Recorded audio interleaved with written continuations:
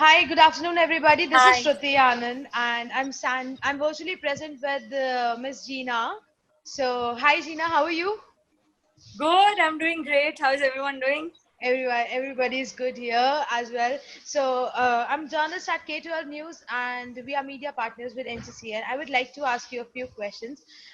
First of all, conscious music. It's something I myself heard for the very first time. So, can Yeah. you give a quick, as you explained in the seminar itself, could just for the viewers, could you give us a brief about it? Yeah. So I'll just say a very simple thing that see, whenever we listen to music, Hmm. any music, doesn't matter what genre, it affects our state of mind. Yes. It Absolutely. affects even there's a field of study called music therapy where they believe that it affects the body as well. And also the lyrics and what we hear all the time in popular music shapes our belief systems, right? Our understanding of, say, love or all of those things have come from songs, right? In so many ways. So music has been programming. It is safe to say that music has been programming and conditioning us at very deep levels in our minds, even our bodies and our belief systems. So if music has the power to do that, then it can be two things. It can either be a medicine or it can also be a poison. Why I say this is, if something has the power to program you, if we are not conscious about what we choose uh, to listen to or what we choose to create as music creators, then what will happen is we will program people's minds with something that is not good for them, that is disempowering, that makes them not respect the value of their lives. Or we can program them with things that is empowering for them, constructive for them, making them feel powerful about their existence. So it's a question of that choice. And from that choice comes the word conscious. Conscious means we are aware. So with awareness and with intention, when I create music to uplift the life state and the mind state and every kind of state of a person who's listening, then I can safely call it consciously created music or conscious music. And when you choose to listen to it consciously, or when you choose to choose to consciously or when sorry, I should say it like this: when you consciously choose to listen to music that elevates you, that's called conscious listening. And when I consciously choose to create music that elevates you, that's called conscious creation of music. So conscious music has both these elements: consciously creating and consciously consuming. So in fact, across the world now, there is a movement of conscious pop, conscious music, as a genre, but it's still very, very small, and very few people are talking about the importance of it. So I'm not talking about music therapy or, sound healing or anything complicated. I'm just saying any music: pop music, folk music, Bollywood music, rock music. It doesn't matter what you like to listen to.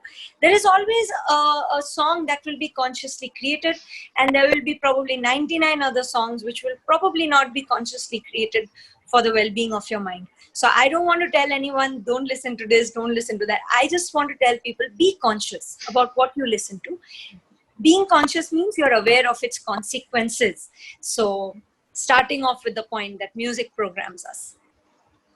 So That's wonderful. It actually inspired me at a point that yes, how important it is. So how do you see that this particular conscious music is going to support the students Mhm. in this pandemic situation? Right. So you said two words. One is the students, and the other is the situation right now with the pandemic.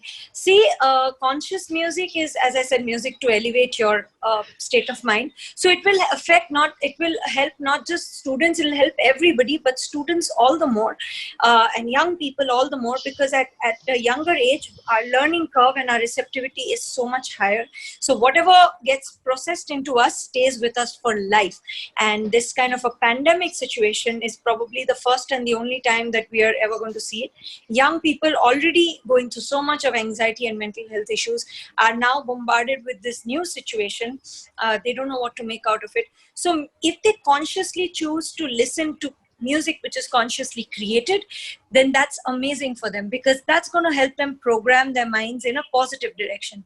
And though I call myself the first conscious music artist of India, I just say that because I'm the first one to campaign for it.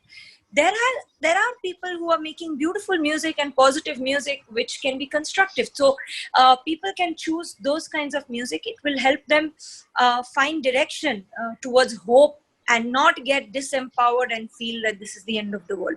Because young people are always listening to music, like whether they're in the gym or they are at home. Right now nobody's going out, but I'm saying they're listening to music and even studying.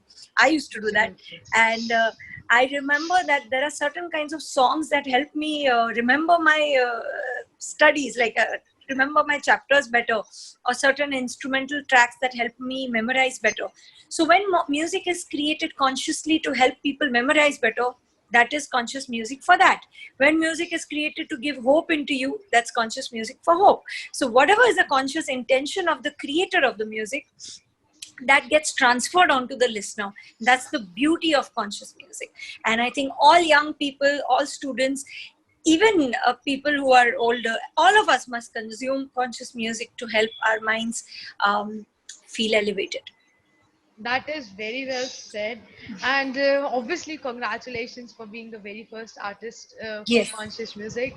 All the very best to you for the Thank you future so ahead. much. Okay, so that was Gina with us, the first music artist for conscious music in India. Thank you, people, and thanks a lot, Gina, for sharing your views with us. Yep. So Thank you so much. This is Shruti Anand, senior journalist at K12 News Media Partners, NCCN. Thanks a lot.